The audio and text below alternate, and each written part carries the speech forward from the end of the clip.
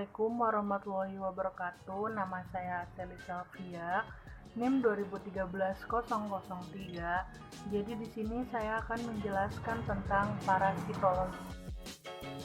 Parasitologi dan ruang lingkupnya. Parasitologi berasal dari kata parasitos yang artinya organisme yang mengambil makanan dan logos yang artinya ilmu. Parasitologi adalah ilmu yang mempelajari organisme yang hidup sementara atau tetap di dalam atau di permukaan organisme lain yang dihinggapi untuk mengambil makanan sebagian atau seluruhnya dari organisasi itu. Nah, di sini saya akan menjelaskan tentang pembagian parasit. Pembagian parasit itu ada 3. Yang pertama, fitoparasit, bisa disebut juga dengan parasit tumbuhan. Contohnya itu seperti jamur dan bakteri. Dan yang kedua itu adalah zooparasit dan bisa disebut juga dengan parasit hewan. Nah, di sini ada 2 pembagian. Yang pertama, protozoa, contohnya sebagai seperti ini. Dan metazoa, contohnya seperti ini. Di sini saya akan juga membahas daur hidup parasit. Apa sih kepentingan mempelajari daur hidup parasit pada manusia? Nah, di sini saya akan menjelaskan tentang apa saja kepentingan kita mempelajari daur hidup parasit adalah untuk mengetahui stadium dalam daur hidup parasit yang dipakai untuk kepentingan diagnosis. Menurut sifat hidupnya, parasit dikelompokkan menjadi 4. Yang pertama, menurut tempat hidupnya, itu terbagi menjadi 2. Yang pertama, ektoparasit, yang artinya parasit yang hidup di permukaan Hoppus. Contohnya adalah Padicilius staphylococcus. Yang kedua adalah endoparasit, yang artinya parasit yang hidup pada organ dalam Hoppus. Dan contohnya itu Enterobius vermicularis. Menurut yang kedua adalah keperluan akan Hoppus. Itu terbagi menjadi 2. Yang pertama, parasit obligat adalah parasit yang selalu membutuhkan hospes akan mati jika tak ada hospes. Contohnya adalah cacing perut. Kedua adalah parasit fakultatif. Parasit yang hidup dengan mengambil makanan pada hospes tertentu, tetapi juga dapat hidup tanpa hospes. Contohnya adalah nyamuk. Menurut yang ketiga adalah menurut jenis hospes yang dihinggapi. Itu terbagi menjadi 2. Yang pertama, parasit monoksen. Yang kedua, parasit poliksen. Parasit monoksen artinya parasit yang tinggal pada satu jenis hospes. Contohnya adalah ini. Dan parasit poliksen adalah parasit yang ditemukan pada lebih dari satu hospes. Contohnya adalah ini. Dan yang terakhir adalah menurut lamanya hidup pada hospes. Itu terbagi menjadi 2, yaitu parasit permanen dan yang kedua parasit temporer. Parasit permanen artinya parasit yang menetap pada hospes tertentu. Contohnya adalah ini.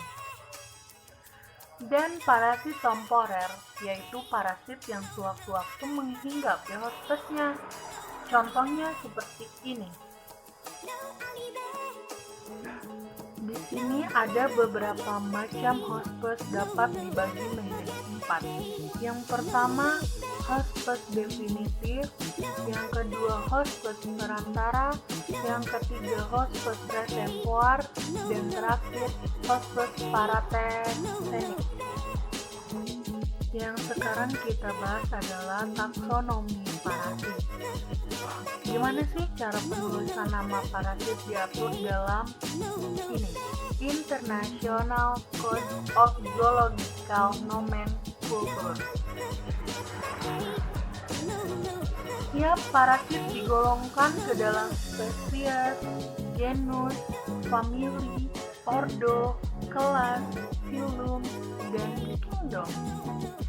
Dan yang ketiga, pemberian nama parasit diatur dalam sistem binomial, yaitu sistem dua nama.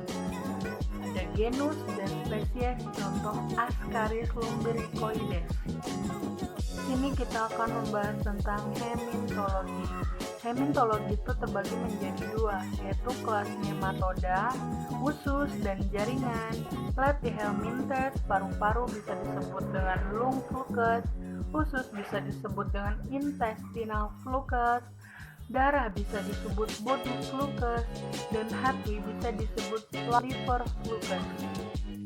Nah, di sini adalah nematoda usus. Dan di sini adalah nematoda jaringan. Ini kita akan membahas tentang nematoda usus. Gimana sih cara infeksinya? Ada menjadi 3. Pertama, secara langsung, kedua, modifikasi tipe langsung, dan penetrasi kulit. Secara langsung itu seperti ini, modifikasi tipe langsung seperti ini, dan penetrasi kulit seperti ini. Nah, kalau secara langsung itu, di dalam hal ini, cacing dewasa langsung tumbuh dari telur cacing begitu sampai dalam saklus infectionis, dan siklus hidupnya itu seperti telur, lalu menetas dalam usus, lalu menjadi cacing dewasa tanpa berimigrasi. Contoh parasitnya itu ini. Kita akan membahas tentang modifikasi dari tipe langsung. Telur cacing berembrio masuk dalam intestinium menetas menjadi larva. Larva filariform menembus dinding intestinium dan masuk dalam aliran darah, masuk dalam siklus paru, lalu tertelan dan dewasa dalam intestinium. Contohnya itu seperti Ascaris lumbricoides.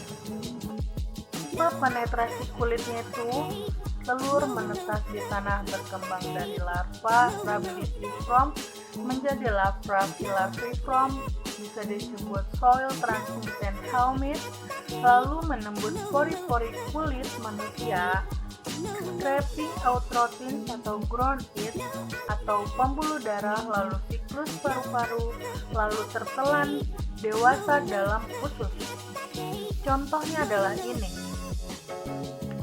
Siklus paru, larva filariform dalam aliran darah, lalu jantung, lalu paru. Nah, bisa disebut sindrom Loewer. Lalu saluran pernapasan atas, lalu tertelan, lalu dewasa dalam usus besar.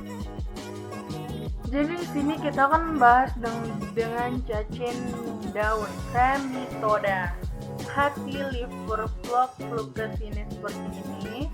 Usus, intestinian flucus, paru-paru lung flucus, darah blood flucus. Saya akan membahas tentang trematoda darah. Hospes dan nama penyakitnya ada 3 spesies. Ada Schistosoma japonicum, Schistosoma mansoni, Schistosoma hematobim. Herpes definitif manusia. Herpes perantara binatang, morfologi, dan daur hidup. Siklus hidupnya seperti ini. Metoda darah dan usus. Nah, seperti ini. Dan teramatoda dan hati dan paru seperti ini. Bentuknya infektif atau serkaria. Mungkin cukup sekian dari penjelasan saya. Bila ada kesalahan kata, mohon dimaafkan.